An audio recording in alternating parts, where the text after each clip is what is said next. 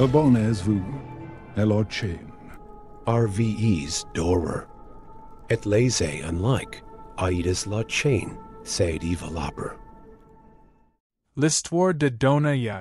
La brume dense qui flottait au-dessus du manoir semblait distordre le temps et l'espace, comme si la réalité elle-même était engloutie par quelque chose d'inconnu. La maison de Donayaya, érigée comme un monument à la douleur et à l'oubli, s'imposait en silence au cœur du quartier de Bixiga, cachant des secrets que peu osaient percer. Construite en 1887, lorsque Sebastiana de Mellofrère naquit, la maison était le symbole du pouvoir et de la richesse de sa famille. Mais les murs luxueux abriteraient non seulement une héritière, mais aussi une ombre croissante qui consumerait tout autour d'elle.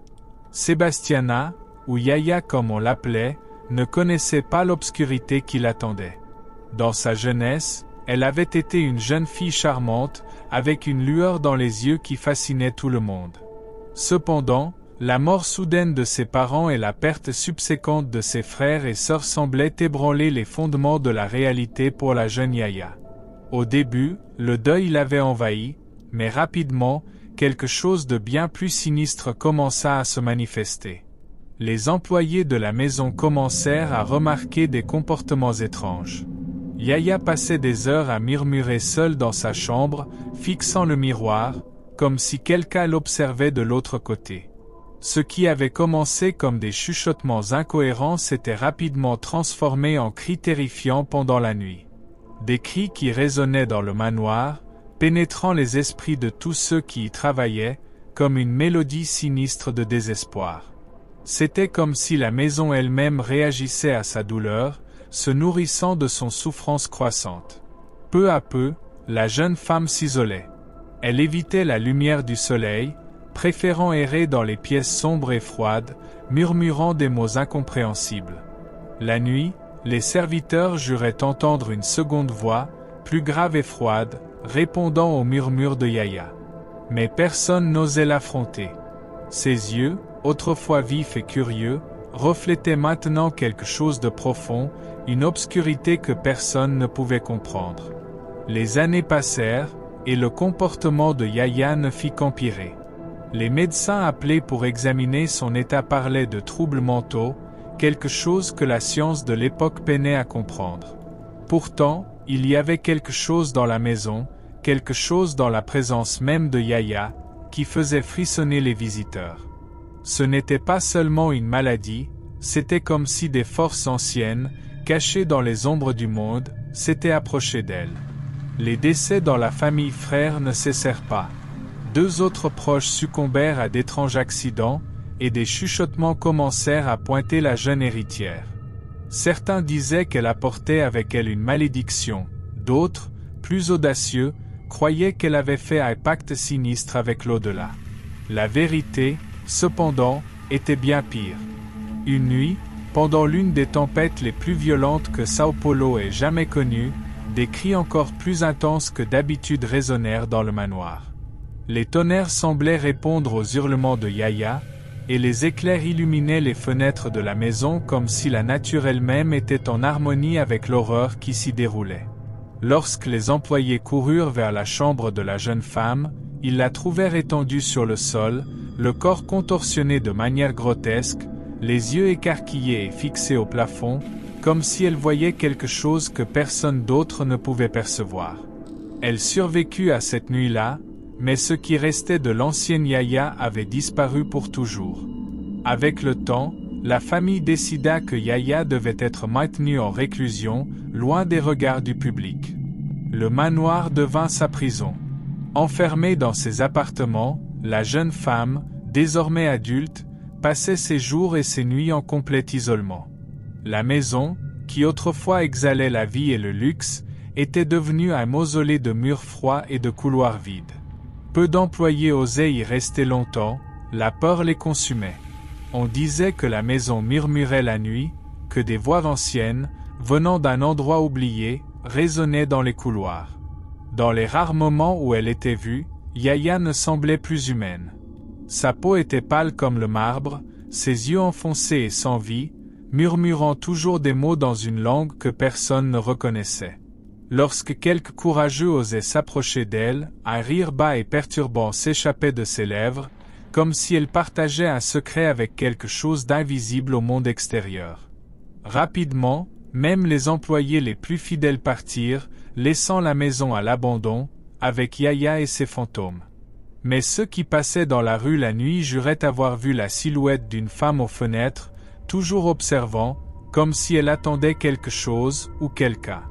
Les légendes sur la maison commencèrent à se répandre. L'idée que l'âme de Yaya était piégée dans cet endroit gagna rapidement en force. Les récits de visiteurs ayant ressenti des frissons inexplicables, ayant entendu des rires macabres résonnant dans les couloirs ou ayant vu des portes se fermer seules, devinrent fréquents. Beaucoup croyaient que Yaya n'était jamais vraiment morte. Son corps avait péri, mais son âme, alimentée par le tourment et par les voix qui la hantaient, demeurait vivante, errant dans le manoir. Il y avait encore beaucoup à dévoiler dans la vie mystérieuse de Dona Yaya et dans les horreurs que son manoir cachait. Les années s'écoulaient, et le manoir de Dona Yaya s'enfonçait de plus en plus dans un silence sinistre. Les rares visites que la maison recevait étaient rares et se terminaient toujours par les mêmes mots « Il y a quelque chose de mauvais dans cet endroit ». La réclusion de Yaya n'était pas seulement physique, mais spirituelle. Quelque chose là, caché dans les ombres, semblait guetter, comme si la maison était vivante, attendant le moment opportun pour se manifester. À un certain moment, Yaya ne recevait plus la lumière du jour. Ses fenêtres, autrefois grandes et ornées, furent scellées avec des planches épaisses. L'odeur de bois pourri et de moisi s'infiltrait dans les pièces. Les quelques employés restants évitaient sa chambre, mais la nuit, ils pouvaient entendre des murmures bas et inquiétants s'échapper par les fissures de la porte. Quelque chose, ou quelqu'un, continuait à lui parler. Bien que ces mots fussent incompréhensibles, ils apportaient un poids de désespoir et de folie. Dans la ville, les rumeurs s'intensifiaient. L'histoire de Dona Yaya avait cessé d'être une simple tragédie familiale pour devenir un récit d'horreur. On disait qu'en arrière des planches et des rideaux, Yaya parlait avec des entités de l'autre côté, des êtres dont la présence seule elle pouvait sentir. Elle était lentement consumée par des forces que personne ne pouvait nommer, mais qui semblaient affamées par son âme. Un jour, un jeune médecin, audacieux et sceptique, fut appelé pour évaluer son état. Il avait entendu les histoires, mais en tant qu'homme de science, il refusait de croire aux superstitions. En entrant dans la maison, il ressentit un froid intense, presque surnaturel, qui semblait émaner des murs eux-mêmes. Mais ce n'était pas cela qui le perturbait. Lorsque finalement il s'approcha de la chambre de Yaya, quelque chose en lui hésita. La sensation d'être observé le prit par surprise. Ce n'était pas la présence d'une personne vivante. C'était quelque chose de plus dense, de plus ancien, comme si les ombres avaient des yeux. En ouvrant la porte de la chambre, la vision le hantait pour le reste de sa vie. Yaya, désormais une figure fragile et squelettique, était assise sur une chaise berçante, ses longs cheveux emmêlés couvraient une grande partie de son visage. Mais ce qui lui glaça le sang fut le faible sourire qu'elle afficha en le voyant. Ce n'était pas un sourire d'accueil, mais quelque chose de chargé de malveillance, comme si elle savait quelque chose qu'il ne savait pas. Les mots qui sortirent de sa bouche, presque dans un murmure, résonnèrent dans la chambre vide. « Ils sont là. Tu ne les vois pas ?» Le médecin sortit rapidement, incapable de formuler une réponse. Son esprit, autrefois logique et rationnel, avait été ébranlé. Il ne revint jamais au manoir. Après l'incident avec le médecin, le mystère entourant Dona Yaya ne fit que croître. Personne d'autre n'osa franchir les portes de la propriété. Même les derniers serviteurs, consumés par la peur, commencèrent à quitter la maison un à un, jusqu'à ce que, finalement, Yaya se retrouva complètement seul. Le manoir, désormais dépourvu de vie humaine, semblait acquérir un caractère propre, une présence maléfique qui dominait tous les coins. Mais ce fut après la mort officielle de Yaya, en 1961, que la véritable terreur s'installa. Bien que son corps ait été enterré, l'esprit de Yaya semblait ne pas avoir quitté les lieux. Des témoins affirmaient voir sa silhouette pâle et fantomatique à la fenêtre, avec les mêmes yeux vitreux qui terrifiaient tout le monde. Il y avait quelque chose d'inquiétant dans son regard, comme si elle attendait encore quelqu'un, ou quelque chose. Les visiteurs qui, par curiosité morbide, osaient s'approcher de la maison la nuit, rapportaient des rencontres avec des phénomènes troublants. Des cris stridents déchiraient le silence de la nuit. Les murs de la maison, vieux et décadents, craquaient comme si quelque chose les pressait de l'intérieur.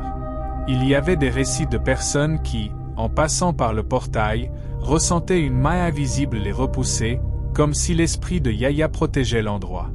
L'une des histoires les plus connues est celle d'un groupe d'étudiants qui, motivés par la légende, décidèrent d'enquêter sur la maison lors d'une nuit d'automne. Ils avaient entendu parler des événements surnaturels, avec une bravoure insensée, résolurent d'explorer les lieux. En entrant, ils sentirent immédiatement l'air lourd, presque impossible à respirer. Mais ce qui les paralysa réellement fut le bruit. Des rires. Des rires d'enfants doux et légers, comme si un enfant jouait dans les pièces abandonnées. À chaque pas qu'il faisait, les rires devenaient plus forts, plus proches. Les fenêtres se fermaient avec des fracas assourdissants, et les ombres sur les murs semblaient se contorsionner, formant des silhouettes humaines. Lorsqu'ils arrivèrent dans la salle principale, une porte s'ouvrit avec un grincement long et douloureux, révélant la chambre de Yaya. Au centre, une chaise berçante. Et, pendant un bref instant, ils jurèrent avoir vu la silhouette d'une femme assise dessus, les longs cheveux en désordre couvrant son visage, comme un voile de désespoir. Paniqués, les étudiants s'enfuirent, mais quelque chose avait changé. L'un d'eux, quelques semaines plus tard, commença à exhiber les mêmes signes que, des décennies auparavant, avaient affecté Yaya. Il murmurait seul, regardant toujours le vide, et disait entendre des voix. Son destin fut tragique, tout comme celui de Dona Yaya. La légende du manoir ne cessa de croître. L'endroit, encore aujourd'hui, demeure un mystère, un souvenir silencieux que certaines âmes ne trouvent jamais la paix. Le manoir de Dona Yaya, désormais totalement enveloppé par des histoires de hantise, devenait une attraction sinistre. Même ceux qui n'avaient jamais mis les pieds dans cet endroit connaissaient les histoires, et, comme si le destin lui-même conspirait, la maison attirait curieux, sceptiques et ceux qui cherchaient un contact avec le surnaturel. La peur et le fasciné allaient de pair. Cependant, avec le temps, le lieu fut officiellement cédé à l'Université de São Paulo, qui décida de transformer l'ancienne résidence en un centre culturel. Les rénovations commencèrent, mais rapidement, les ouvriers se heurtèrent à une série d'événements inexplicables. Des marteaux disparaissaient mystérieusement, des outils changeaient de place, et des ombres semblaient se mouvoir lorsque personne ne les regardait directement. Certains disaient ressentir une présence constante, comme s'ils étaient surveillés. La sensation que Yaya habitait encore cet espace devenait indéniable pour beaucoup. Un jour, lors de la démolition d'un vieux mur, les travailleurs trouvèrent quelque chose de macabre. Caché entre les planches, un vieux journal, poussiéreux et presque désintégré par le temps. Le journal, qui appartenait à Yaya elle-même, était rempli de gribouillis désordonnés, de mots déconnectés qui faisaient peu de sens. Mais parmi les pages jaunies, il y avait des extraits qui glacèrent le sang de ceux qui les lirent. Ils viennent la nuit. Je ne peux pas voir leur visage, mais je sens leurs mains froides. La chambre n'est jamais vide. Ils parlent avec moi, m'appellent toujours. Ils disent que la maison est à eux, mais elle m'appartient encore. Je suis la gardienne. Les dernières paroles étaient les plus troublantes. Je ne partirai pas. Ils devront attendre après moi. Cela scella le destin de la maison. Bien que l'université ait poursuivi ses plans de transformation en centre culturel, peu osaient entrer seuls dans les couloirs sombres. Les gardes effectuant la ronde nocturne rapportaient des bruits inexplicables, des pas résonnants dans les escaliers, des rires lointains, et même l'image d'une femme errant parmi les ombres. Cependant, ce n'était pas seulement l'esprit de Dona Yaya qui hantait les lieux. Il y avait quelque chose de plus profond, quelque chose qui était là bien avant elle. Les murs portaient le poids d'une énergie ancienne, et certains chercheurs et historiens commencèrent à enquêter sur les origines de la propriété. Ils découvrirent que le terrain sur lequel le manoir avait été construit appartenait, dans le passé, à une ancienne ferme coloniale, où des rituels d'esclavage et de violence extrême avaient eu lieu. On disait que les cris des âmes tourmentées résonnaient dans les lieux, créant une atmosphère dense, suffocante. Ce que beaucoup ne savaient pas, c'est qu'avant que le manoir ne soit érigé, ce sol avait déjà été consacré à quelque chose d'obscur. Une légende bien plus ancienne que Yaya, oubliée dans les plis du temps, impliquait les premiers colons de la région. Selon les récits récupérés dans de vieux documents, des rituels païens auraient été réalisés là pour apaiser des forces invisibles, des esprits de la terre qui, une fois troublés, ne permettaient jamais la paix des vivants. Sebastiana, en s'isolant, semblait avoir réveillé ses forces endormies. Sa vulnérabilité mentale et spirituelle l'avait transformée en une sorte de conductrice pour ces spectres, et au lieu de les apaiser, elle les avait nourris. Chaque chuchotement qu'elle entendait, chaque vision qu'elle avait, n'était pas seulement le fruit de son esprit fragmenté. Elle était devenue partie d'un cycle bien plus terrifiant, un cycle qui avait déjà consumé d'autres avant elle et qui continuerait à revendiquer de nouvelles victimes. Parmi les légendes qui entourent le manoir, l'une des plus glaçantes concerne un vieux miroir qui se trouvait dans la chambre de Dona Yaya. On disait que le miroir, avec son cadre en bois sombre et ses gravures intriquées, était la fenêtre par laquelle Yaya communiquait avec les autres. Les employés juraient que, certaines nuits, en nettoyant le miroir, ils pouvaient voir des formes indistinctes se mouvoir derrière leur propre reflet, comme si quelque chose guettait de l'autre côté. Au fil des années, le miroir était devenu un objet maudit. Les visiteurs qui osaient l'affronter trop longtemps rapportaient des visions troublantes, des visages défigurés, des silhouettes encapuchonnées et des scènes de violence. Certains affirmaient qu'en plongeant leur regard dans le miroir, ils pouvaient entendre une voix douce et macabre les appelant par leur nom. Ceux qui passaient le plus de temps devant le miroir décrivaient la sensation d'être attirés à l'intérieur, comme si le verre était liquide et que le monde au-delà voulait les engloutir. On racontait même que Yaya, dans ses moments de folie les plus profonds, croyait que le miroir était une porte vers un autre monde, un royaume où ses tourments physiques cesseraient, mais son âme ne trouverait jamais le repos. Elle passait des heures devant le miroir, chuchotant, riant seule, traçant des lignes invisibles dans l'air comme si elle tentait d'ouvrir ce passage vers l'au-delà. Quand elle mourut enfin, on dit que le miroir devint noir pendant 3 jours entiers, ne reflétant que le vide. Après ce temps, la surface retrouva son apparence normale, mais personne n'osa plus rester trop longtemps devant lui.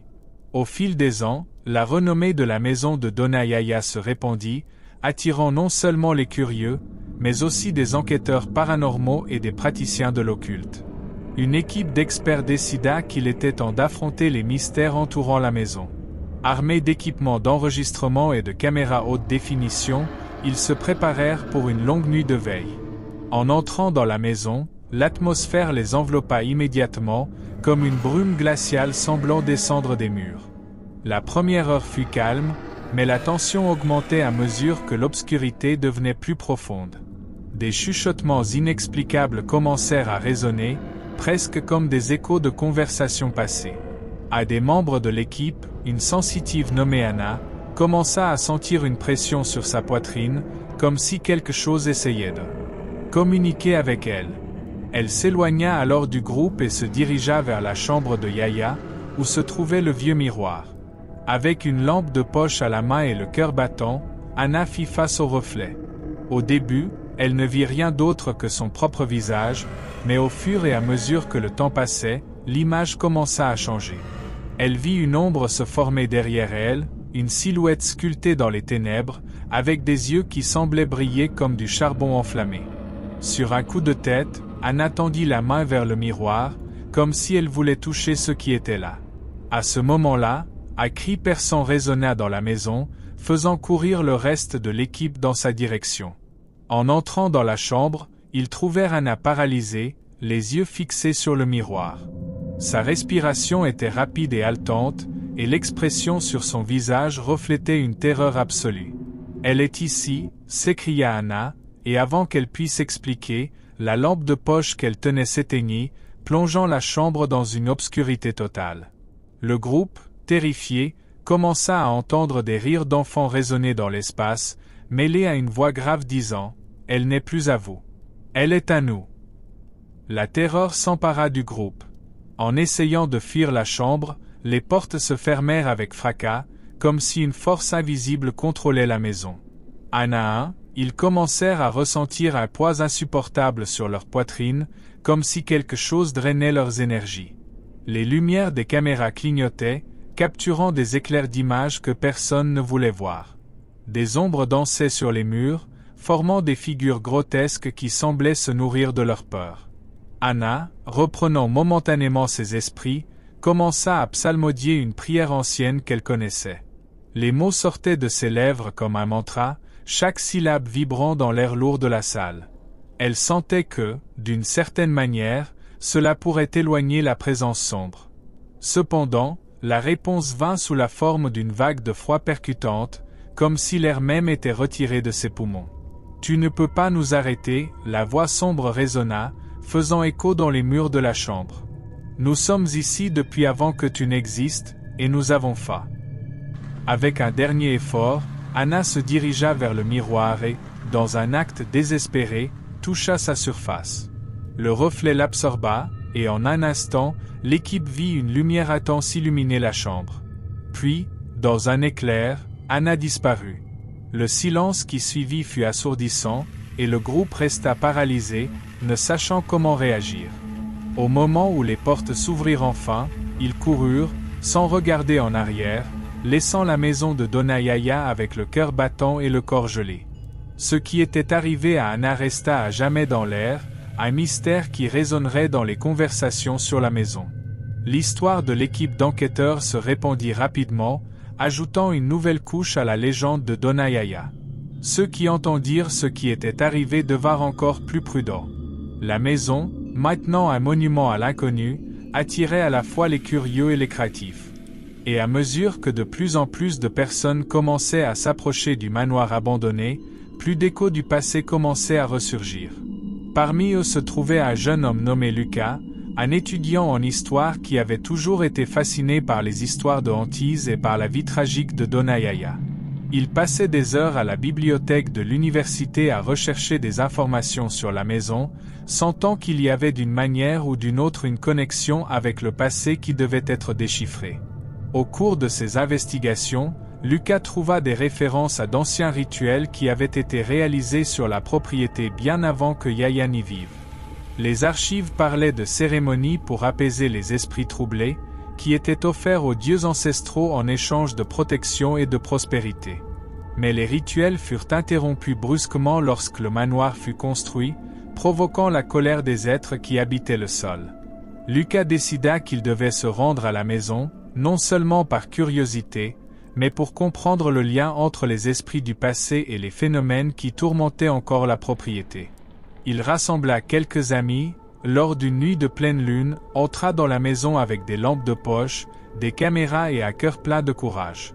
Dès qu'ils franchirent le seuil de l'entrée, ils ressentirent le même froid mordant que les autres visiteurs avaient rapporté. L'air était lourd, presque suffocant, et l'atmosphère vibrait d'une énergie qui leur faisait sentir qu'il était observé. En explorant, les ombres semblaient s'agiter, comme si elles dansaient en réponse à leur présence. En arrivant dans la chambre de Dona Yaya, Lucas décida qu'il était temps d'effectuer un petit rituel. Il avait appris quelques mots de protection et espérait que cela pourrait apaiser les âmes troublées de la maison. Avec un cercle de sel qu'il traça sur le sol et quelques bougies qu'il alluma, il commença à chanter les mots qu'il avait étudiés. Cependant, à mesure que les mots sortaient de sa bouche, une force invisible commença à réagir. Les bougies vacillaient violemment, et un vent fort surgit de nulle part, faisant en sorte que les ombres autour semblaient prendre vie. Lucas se sentait renforcé par la connexion avec l'histoire, mais en même temps terrifié par la réponse qu'il était en train d'évoquer. Puis, un rire guttural et profond résonna dans la pièce. L'atmosphère changea radicalement, et les murs semblèrent pulser, comme si quelque chose se réveillait. Lucas ne comprenait pas ce qui se passait, mais savait que les forces qu'il avait tenté d'apaiser étaient maintenant bien plus éveillées. « Que voulez-vous » cria-t-il, la voix tremblante. « Si vous êtes un esprit, dites ce dont vous avez besoin. » Et, pour son horreur, les réponses commencèrent à surgir. Des voix en chœur résonnèrent dans la pièce, se mêlant à des rires et à des cris. Le mur derrière lui se déforma, révélant une ombre humaine, une figure encapuchonnée qui semblait se tordre dans un cauchemar. Lucas, rassemblant son courage, fit un mouvement pour avancer, mais la figure se dissipa dans un flou sombre, disparaissant en un instant. L'atmosphère dans la chambre de Dona Yaya devenait de plus en plus oppressive. Les voix résonnaient, grandissant en intensité, comme si un cœur d'âme tourmenté appelait à la libération. Lucas ressentit un frisson parcourir son échine, et une peur profonde commença à envahir lui et ses amis. La figure encapuchonnée avait disparu, mais la sensation que quelque chose de maléfique s'apprêtait à se manifester grandissait. Désespéré de calmer les esprits, Lucas se souvint d'un passage qu'il avait lu dans ses études sur un ancien rituel de libération. Il savait qu'il aurait besoin de courage et de détermination pour exécuter ce qu'il s'apprêtait à faire. Si les voix appelaient à l'aide, il ne pouvait pas reculer. Avec un profond soupir, Lucas se tourna vers ses amis. « Nous devons le faire ensemble. Si nous sommes forts, peut-être pourrons-nous aider ces âmes à trouver la paix. » Ils acquiescèrent, leurs expressions reflétant un mélange de peur et de détermination. Lucas commença à chanter les mots du rituel qu'il avait mémorisé, demandant pardon et compréhension au nom des âmes piégées. Ses amis se joignirent à lui, formant un cercle autour de l'espace, leurs mains unies et leurs cœurs battant à l'unisson. Dès qu'ils commencèrent, les bougies dans la pièce brillèrent intensément, illuminant les visages des jeunes prêts à affronter l'inconnu. À mesure que le rituel avançait, une présence forte commença à se manifester. L'air devint glacial, et l'ombre qui avait disparu précédemment commença à se reformer. Cette fois, elle était plus intense, plus proche. Les yeux de la figure semblaient brûler comme des braises, et un rire cruel résonna dans la pièce, brisant la sérénité du moment. « Vous pensez pouvoir me stopper ?» La voix résonna, grave et déformée. « Je suis la gardienne de cet endroit. Ici, vous ne trouverez pas la paix, seulement de la douleur. » Les mots de l'entité résonnaient avec un pouvoir si intense que les amis de Lucas hésitèrent, leurs mains tremblant. Mais il ne recula pas. Il sentit que la seule façon de briser le cycle de douleur était d'affronter cette force sombre de front. Il continua à répéter les mots du rituel, et sa voix, contrairement à ses mains, devenait de plus en plus ferme. Alors que Lucas se concentrait, quelque chose commença à changer. Les voix des âmes tourmentées devinrent plus claires, plus proches, et les ombres sur les murs semblaient s'agiter en réponse. Il pouvait sentir la présence de Dona Yaya s'approcher, comme une lumière dans l'obscurité. La figure encapuchonnée commença à hésiter, reculant au fond de la chambre. « Dona Yaya, » dit Lucas, sa voix pleine de compassion. « Si tu es ici, nous avons besoin de ton aide. Ne laisse pas ces forces te dominer. Libère-toi. » Avec un cri qui résonna à travers la maison, la figure se dissipa en un nu d'ombre, et les voix commencèrent à se mêler en une lamentation aiguë. La chambre devint plus froide, et le sol semblait trembler sous leurs pieds. Les bougies commencèrent à s'éteindre une à une, et un silence sépulcral envahit l'environnement. Enfin, dans un dernier effort, Lucas cria « Libère-toi et trouve la paix !» À cet instant, une lumière intense jaillit du miroir, enveloppant la pièce d'un éclat éblouissant. Lucas ressentit une vague de chaleur et de lumière remplissant l'espace, comme si toute la maison s'illuminait. La figure encapuchonnée poussa un cri de rage et de douleur avant d'être engloutie par la lumière, disparaissant dans un éclat doré. Dès que la lumière disparut, un profond silence envahit la chambre. Lucas et ses amis, épuisés et étourdis, échangèrent des regards, incrédules face à ce qui venait de se passer. Le miroir, autrefois opaque et sombre, réfléchissait désormais une image claire et sereine, comme si la maison avait enfin trouvé la paix. Les jeunes se sentirent soulagés, mais une profonde tristesse s'empara d'eux. Ils savaient qu'ils avaient affronté des forces allant bien au-delà de la compréhension humaine. Même s'ils avaient réussi à aider les âmes, l'expérience avait laissé ses marques. Les légendes sur Dona Yaya et sa maison ne cesseraient jamais d'exister, mais maintenant, il y avait une nouvelle histoire, une de libération. Avec le cœur lourd, ils quittèrent la maison, sentant que, d'une certaine manière, la présence de Yaya et des âmes qui l'accompagnaient avait enfin trouvé le repos. En franchissant le seuil de la porte, Lucas se retourna et vit une figure féminine en robe blanche, avec un sourire doux et reconnaissant. C'était Donna Yaya, enfin libre. La maison, bien qu'elle demeure un mystère pour beaucoup, était devenue un symbole d'espoir et de rédemption. Et alors que le soleil se couchait derrière les collines, l'obscurité qui avait autrefois dominé la maison fut remplacée par la lumière de la libération.